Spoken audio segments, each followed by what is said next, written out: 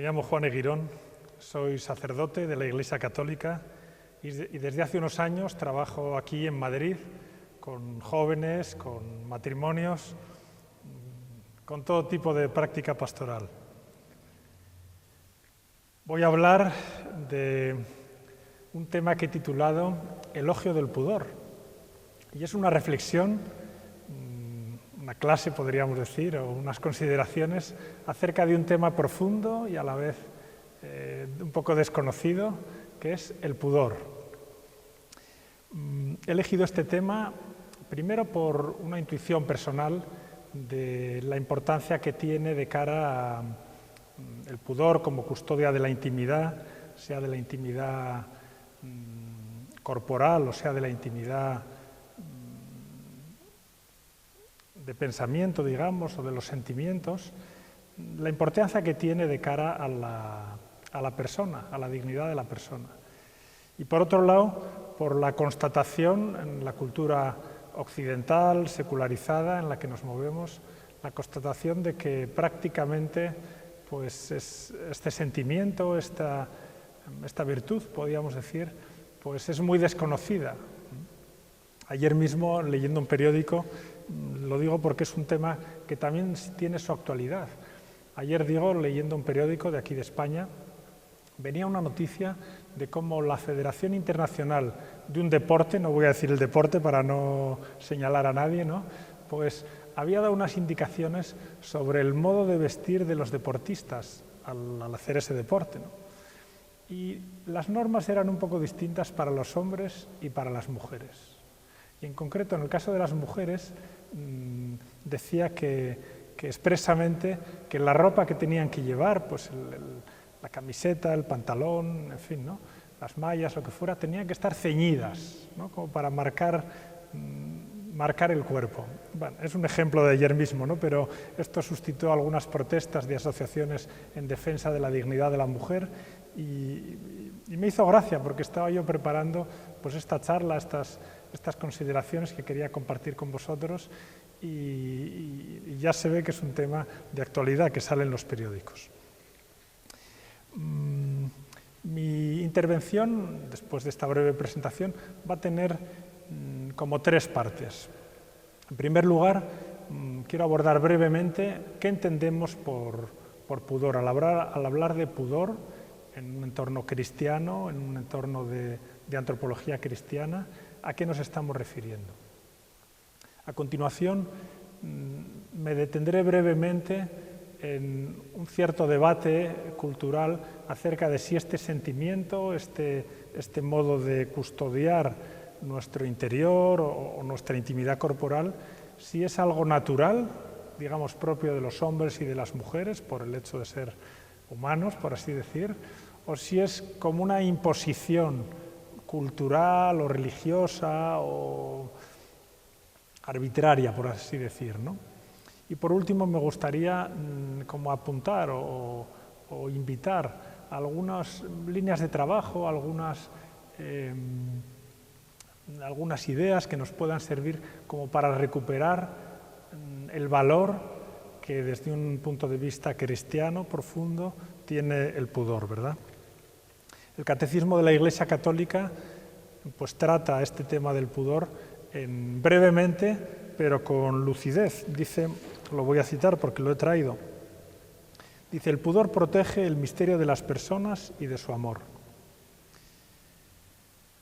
Dice, existe un pudor de los sentimientos, como también un pudor del cuerpo, etcétera. Dice algunas cosas más, ¿no? Pero, bien, entrando, ¿no?, en el primer punto de estas consideraciones. La propia Sagrada Escritura, el libro del Génesis, al hablar de la creación como de los primeros pasos, ¿no?, del género humano, de nuestros primeros padres, de Adán y Eva, con un lenguaje simbólico, con un lenguaje poético, pues va expresando verdades profundas sobre el ser humano.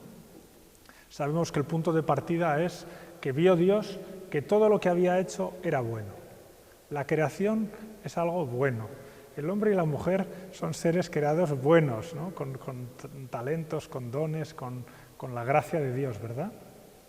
Y luego irrumpe ese fenómeno, ¿no? A través de esos símbolos, de ese relato, ¿verdad? Irrumpe la tentación, el demonio, el pecado. Y fruto del pecado aparecen, sea en la naturaleza material, sea sobre todo en los seres humanos, en el hombre y la mujer, aparece ese desorden interior, esa ruptura interior, que tiene como diversas manifestaciones y una de las cuales, una manifestación concreta que aparece citada expresamente en la Biblia, es como después del pecado, al ver sus cuerpos desnudos, el primer hombre y la primera mujer sintieron vergüenza.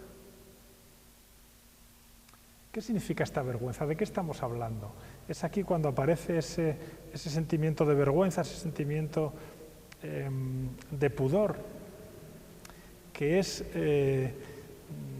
como una defensa, podríamos decir, como un movimiento de defensa ante una mirada hostil, ante lo que experimentamos como la mirada del otro que no percibe en nuestro cuerpo, en nuestra sexualidad,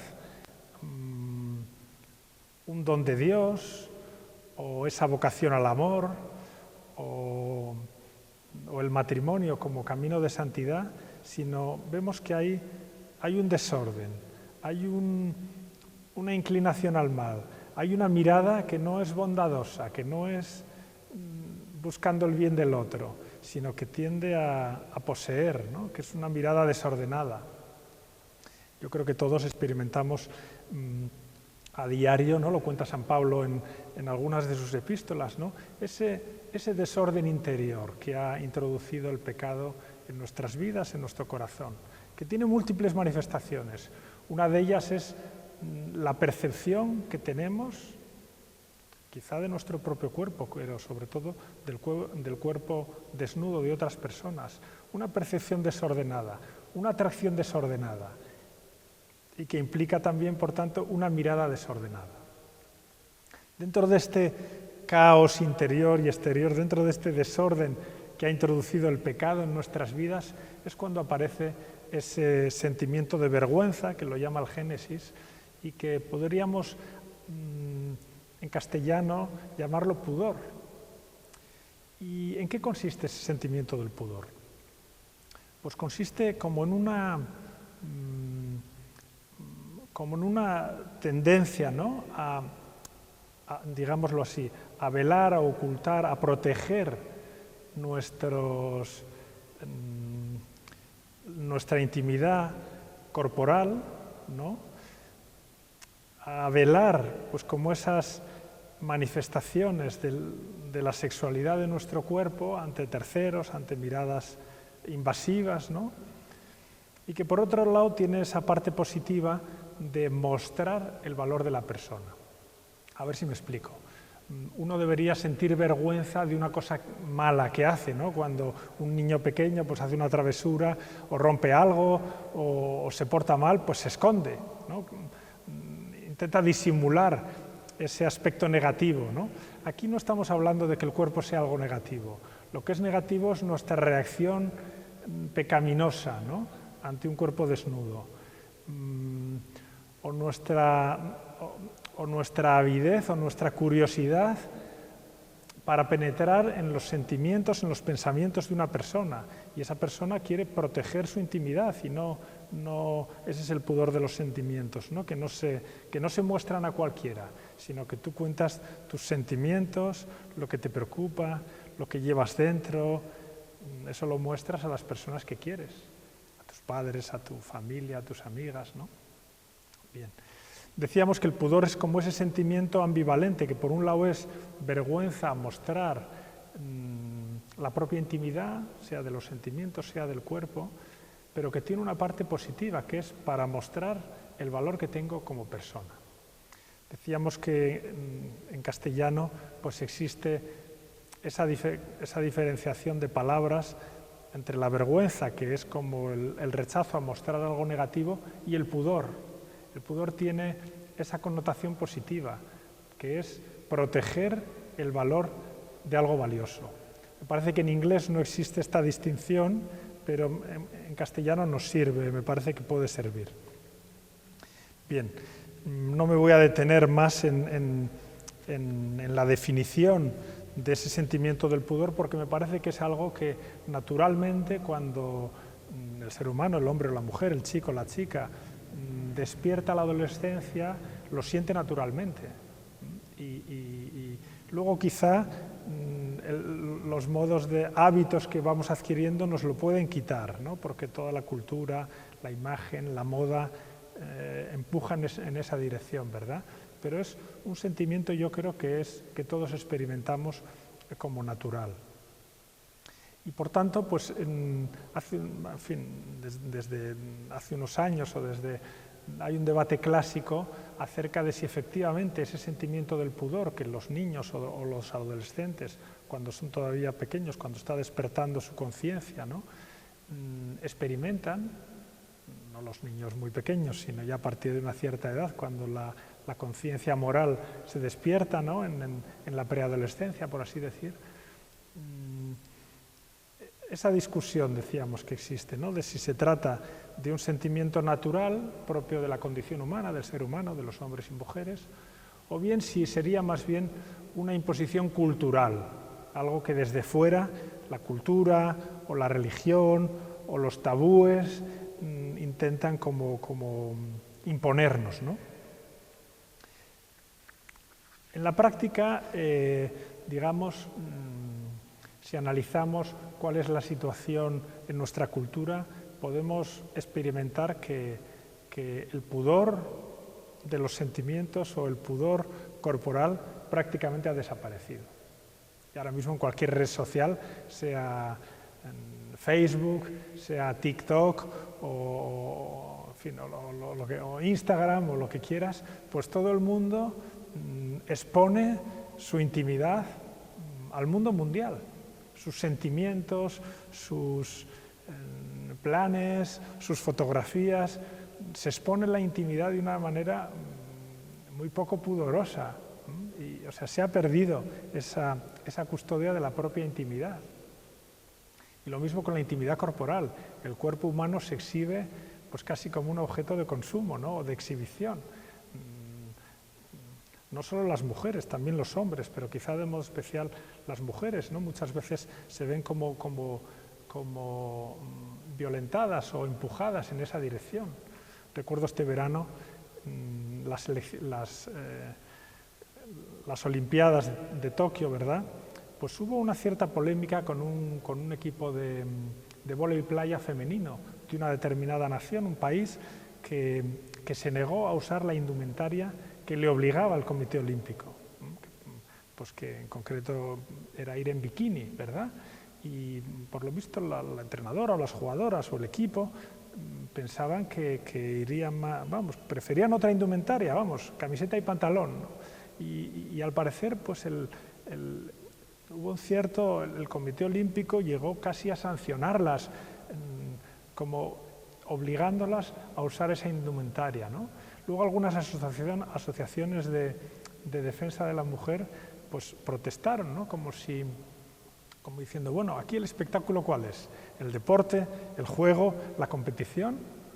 ¿O el cuerpo de las jugadoras, exhibir el cuerpo de las jugadoras forma parte del espectáculo? Bueno, dejo ahí la pregunta. A lo que iba es que efectivamente en nuestra cultura occidental secularizada, pues prácticamente ha desaparecido el pudor, sea el de los sentimientos, el de la intimidad, sea el de la intimidad corporal.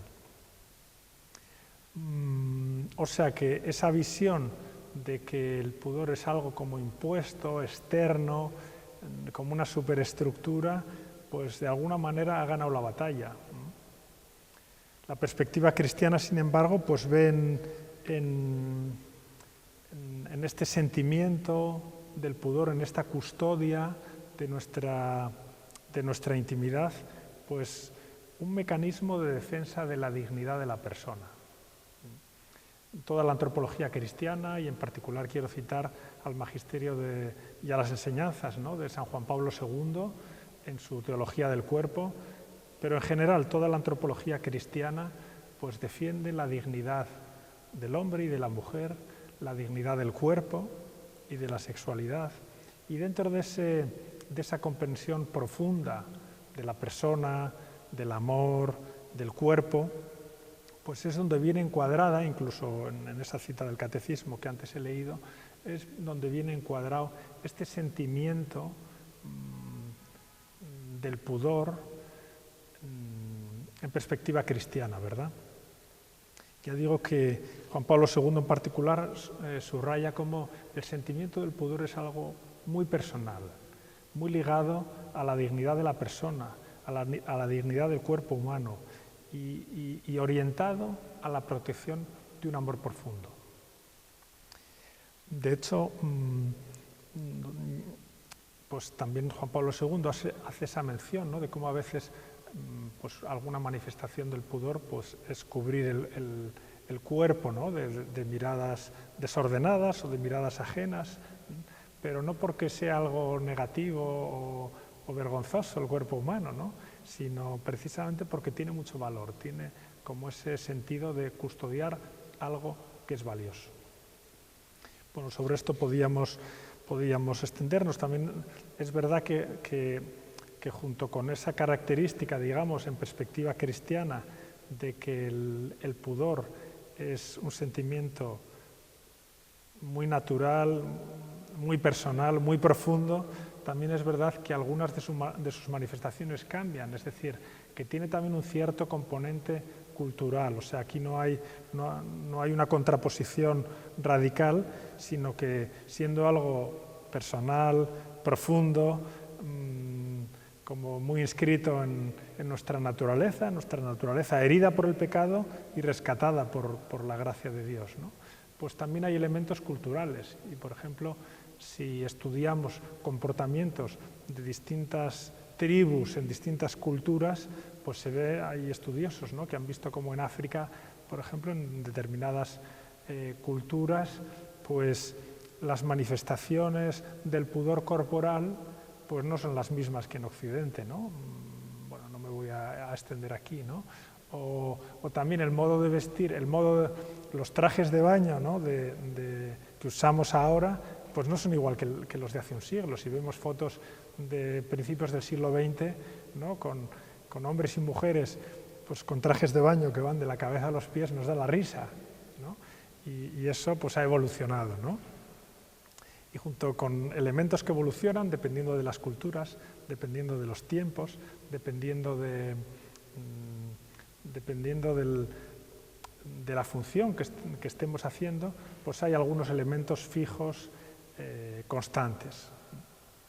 También, por hablar del vestido, pues el modo de vestir pues depende no solo de las épocas o de los lugares, sino también el vestido tiene una función social. No es lo mismo ir a la oficina que estar en casa, que ir a una cena, que estar en la playa.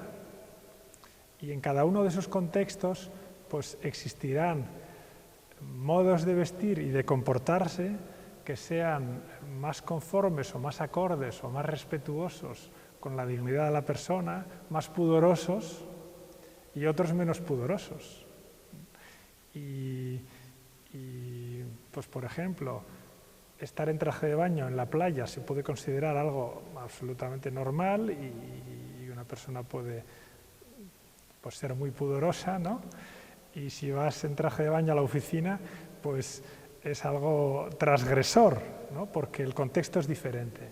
Ya digo que esto es simplemente para ilustrar cómo también en este sentimiento del pudor, sea referido a la propia intimidad, sea referido al cuerpo, pues hay elementos que cambian. Pero la visión cristiana, la perspectiva cristiana, siempre ha considerado pues que hay un elemento más radical que permanece, ¿no? Y por eso este sentimiento, este comportamiento, este respeto de la dignidad propia del cuerpo y de la dignidad de nuestra intimidad, pues es algo radicado, profundamente personal, por así decir.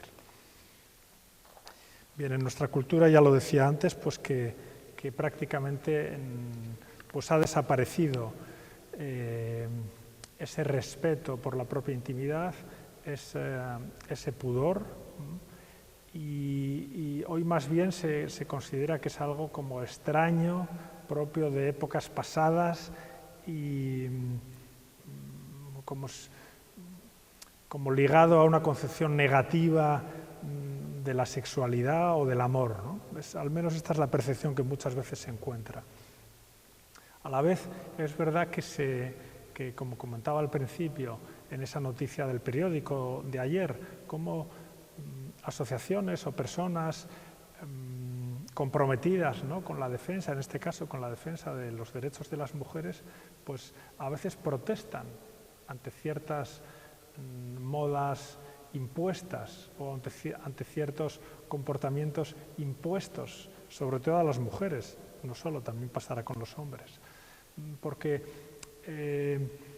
se percibe, ¿no?, quizá de modo intuitivo, quizá de un modo no muy profundo, pero se percibe cómo hay manipulación, cómo hay pues un uso, ¿no?, o una consideración de la mujer, ¿no?, y del cuerpo de la mujer como un objeto, ¿no?, como eso atenta a la dignidad de las mujeres. Son voces aisladas, son voces quizá minoritarias, pero son como voces de alarma, pienso yo, ¿no?, que desde distintos colectivos, sean o no cristianos, no tienen por qué ser cristianos, ¿no?, si el contenido, si la verdad si lo que defienden es algo positivo y verdadero.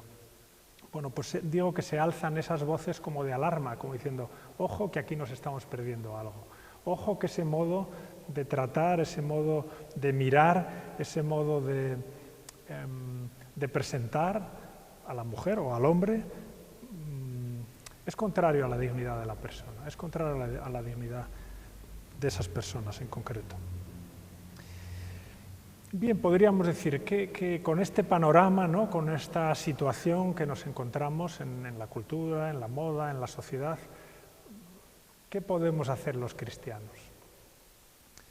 Yo, después de haber leído y haber estudiado un poco, no mucho, pero un poco estos temas, he llegado a la conclusión de que el pudor, ¿no?, como ese respeto a la propia intimidad personal y corporal, y por tanto también el respeto a la intimidad personal y corporal de los demás, forma parte de un todo.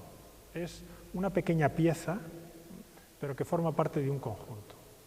El conjunto es el valor de la persona, el conjunto es el valor positivo del amor humano, el conjunto es la sexualidad como un don de Dios para participar en su amor, para participar en su poder creador.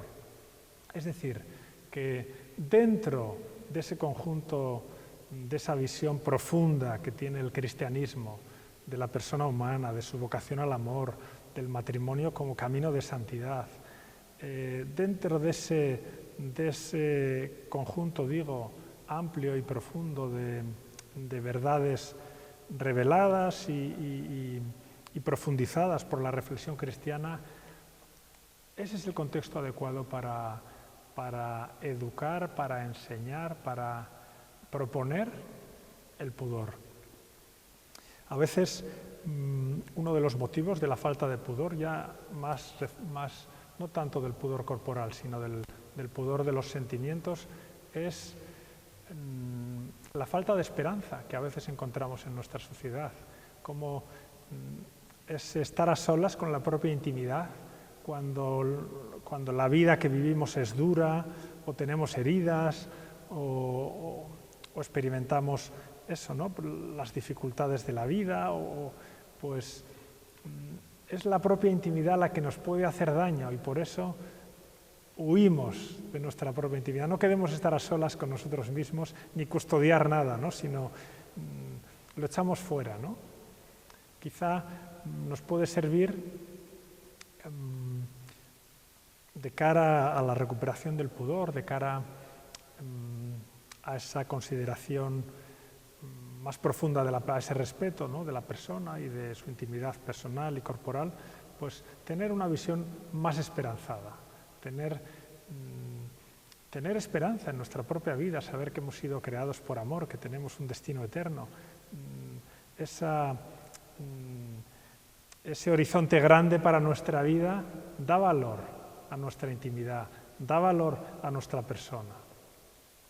Otra idea que nos puede servir es, ya digo, educar en esa visión profunda, amplia, sea de la sexualidad, sea del amor, sea del matrimonio, porque en ese contexto es donde se puede entender adecuadamente el valor que tiene mi cuerpo, el valor que tiene custodiar la propia intimidad, poseerla para después entregarla a quien lo merezca. Por tanto, toda la educación para el amor, que dura toda la vida, que se hace fundamentalmente en el ámbito de la familia, en ese contexto es donde se puede educar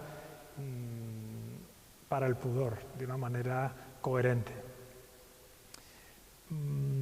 Quizá también lo que he mencionado en un par de ocasiones, esa presencia en el debate público, como alzar la voz cuando veamos comportamientos o imposiciones o normas o modas que son contrarios a la dignidad de la persona, pues de un modo positivo, constructivo, dialogante, pero no levantar la voz, levantar la mano, decir, pues esto no me parece bien, yo no estoy de acuerdo, sería mejor quizá actuar de este otro modo, de una manera tolerante, positiva, pero alzar la voz en el debate público como hacen pues tantas personas que defienden la dignidad del hombre, de la mujer. Bien, hasta aquí las consideraciones que quería hacer acerca de la naturaleza del pudor, acerca de su consideración como algo natural o cultural y alguna sugerencia, idea, línea de acción para recuperar este sentimiento, estos comportamientos que van en defensa de la dignidad de la persona. Vamos a terminar con una oración a la Virgen María para pedirle por todas las familias y por su vocación al amor. Dios te salve María, llena eres de gracia, el Señor es contigo. Bendita tú eres entre todas las mujeres y bendito es el fruto de tu vientre Jesús.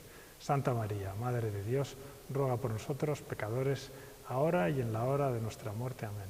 Y la bendición de Dios Todopoderoso, Padre, Hijo y Espíritu Santo, descienda sobre vosotros. Amén. Muchas gracias.